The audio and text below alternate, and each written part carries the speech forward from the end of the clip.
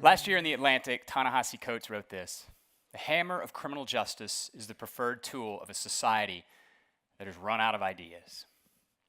People go to jail for not having a driver's license. People go to jail for not having a home. People go to jail for having a mental illness that presents as threatening to us. People go to jail for possessing substances they're addicted to. People also go to jail, of course, for being violent, for taking other people's property, for damaging property that's not theirs. In communities like ours, far too often our response to that kind of antisocial behavior is to put those people in a cage. And that doesn't work. There's another real big problem with the way we do things, is that it doesn't necessarily apply if you have money. People with money buy car insurance and get a driver's license. People with money rent an apartment and live there. People with money have health insurance that helps them get their mental health care that they need. People with money go into rehab if they're addicted. And people with money can even buy their way out of jail if they're facing a charge of committing a violent offense under the rules of our money bail system. Far too often, if you come into contact with the criminal justice system and you don't have money, you end up in a cage. If you come into contact with the criminal justice system and you do have money, you don't. So we're definitely using a hammer to treat problems that don't respond to that. And I think that we haven't run out of ideas, however. I have two for you today, and there are lots and lots more great ideas of how to treat people in the criminal justice system without using a hammer. So I'm going to tell you about two of those, but first, I want to tell you about my friend Ray. Ray grew up in Memphis, Tennessee. He graduated Carver High School. All right. He joined the Navy. He learned to weld in the Navy, and he served aboard the USS Forrestal. That's this aircraft carrier right there. And Ray has told me stories of seeing things around the world in the Mediterranean and the South Pacific, the Suez Canal. I can only imagine a young kid leaving Memphis for the first time and seeing the things that he saw from the deck of that aircraft carrier. But when I met Ray, several years later, it was the year 2000, we met outside this courtroom at 201 Poplar at our Criminal Justice Center here in Memphis, Tennessee. I was a 25-year-old public defender, fresh out of law school, and Ray was one of my clients. By the time I met Ray, he was a 40-something homeless man addicted to crack cocaine. He was facing his second offense DUI, which carries with it a 45-day mandatory sentence, but Ray had scraped together enough money to bail out of jail, and so he would meet me outside the courtroom from wherever he had slept the night before. At the same time, I had 20, sometimes 30 other clients, most of whom were in jail, and many of whom were struggling with the same problems that Ray was struggling with: mental health issues, addiction, homelessness. And my job as a 25-year-old public defender right out of law school was to help those people. And I didn't have a lot that I could do for them. And so Ray's case was particularly challenging because when we would sit down and talk about what to do about his case, I had 20 people sitting in cages, wanting out of cages, who needed my time. And we struggled to figure out what to do with Ray. And we struggled with all those people. And the problem with folks like Ray was that for 10 years he'd been cycling in and out of this system, because when we bring people into this system like Ray and like all of my many, many other clients over the years, and we don't have anything other than a cage to give them, when we let them out, because we almost always let them back out, they come back. And there's a revolving door in our criminal justice system because of that.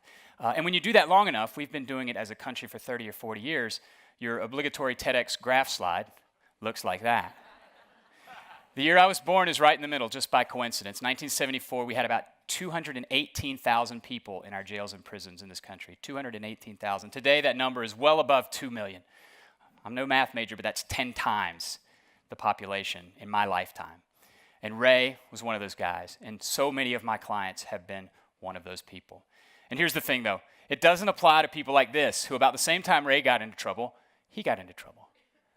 That's Robert Downey Jr., who was arrested on August 25th, 1999, for speeding down Sunset Boulevard with some heroin, some cocaine, and just for good measure, a loaded .357 Magnum in the trunk of his car.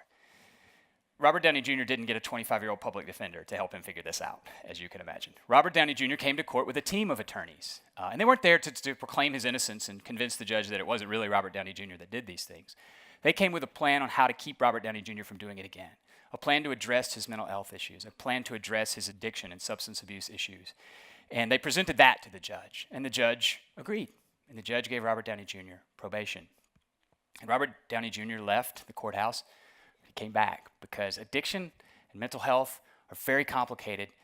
issues that so many of us struggle with. And when you add in the hammer of criminal justice, it becomes nearly impossible to escape. In fact, he got not just 2, 3, 4, but 5 chances before the judge finally sentenced him to prison.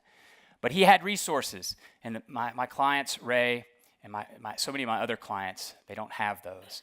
But here's the good news. We have ideas. This is a TEDx talk. So here's my first idea. This is an idea from right here in Shelby County, in Memphis, Tennessee. We have something called the Jericho Project, and it's not radical.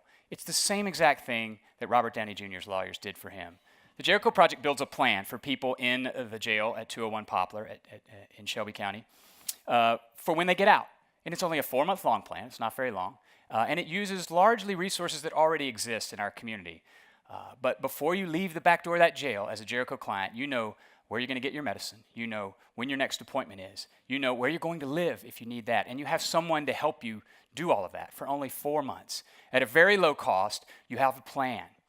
The people that the Jericho Project serves have a really high recidivism rate. They come back into the system very, very often, 80% of the time, because they suffer from mental health issues and substance abuse issues. With the Jericho Project, we've cut that rate in half to 40%, which is still a lot, but I think that testifies to the complicated nature of these types of people. But it works, and it works the same way that people with resources use the criminal justice system now and have forever. And so it's made a big impact on the back door of the jail in this community. We've got a problem at the front door of the jail as well, because we have a system, unlike any other place in the world except for the Philippines. There are only 2 countries in the world that use money bail. And money bail is essentially this. If you can pay a bail before you answer to the charges against you, you can get out of jail. Pre-trial detention serves 2 purposes. It serves the purpose of making sure you get back to court when you're supposed to be there, and it protects the community if you're a high risk to reoffend. And sometime centuries ago in England, we decided that money was the way to make this decision. And so we attach a dollar amount to someone who we arrest and charge with a crime. And that dollar amount is supposed to take care of that risk. Well, it doesn't work like that, as you can imagine, because you can be violent, you can have repeat, you can have a very bad record, but if you have money, you pay your way out. Conversely, you're poor, it's your first or second offense, it's a low-level drug offense, and you can't scrape together $100, you wait in a cage. So the system, again, creates one path for people with money, one path for people without.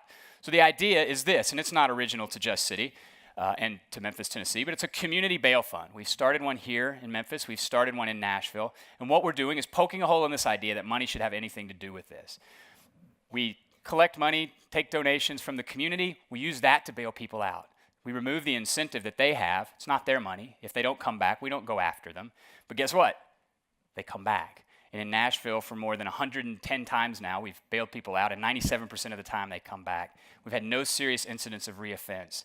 And that mirrors bail funds all across the country. They're sprouting up everywhere. We had a couple in the South for the first time. They've been in New York, they're in California, and Boston, and Chicago, and they're all showing the same thing, that people come back. That using money to decide who gets let out and who doesn't is a terrible, terrible way to do it. So, what can a TEDx audience do, and why do I have a Cadillac slide up here? Here's what you need to know. You need to know about Ray, and I'm going to tell you a little bit about him in just a second. But Jericho projects and bail funds are easy. The answer to this hammer of criminal justice is not more Jericho projects and more bail funds. The answer is a fundamental shift in how we see the people like Ray and the dozens and hundreds and thousands of men and women that I've represented over the years. Seeing them, as my co-speaker earlier today, Greg Thompson, said, with the irrevocable glory, irreducible glory that they represent, the potential that they represent, and not the despicable things that they've done.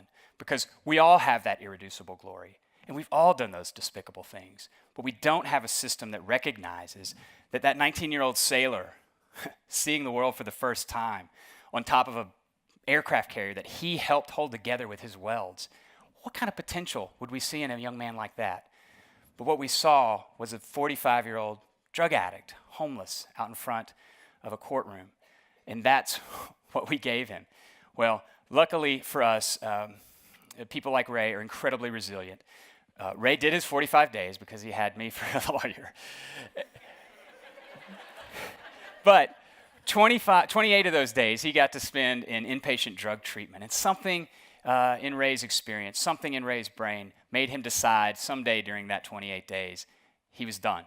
And he wanted to live a life of sobriety. And so every day for 18 years, he's woken up and he's decided, I'm not going to use drugs and alcohol today. He went to work. As soon as he got out, he still works for that same employer for 18 years. He's been Employee of the Year. He has 17 people that he supervises. He bought a Cadillac. He bought 2 Cadillacs, actually.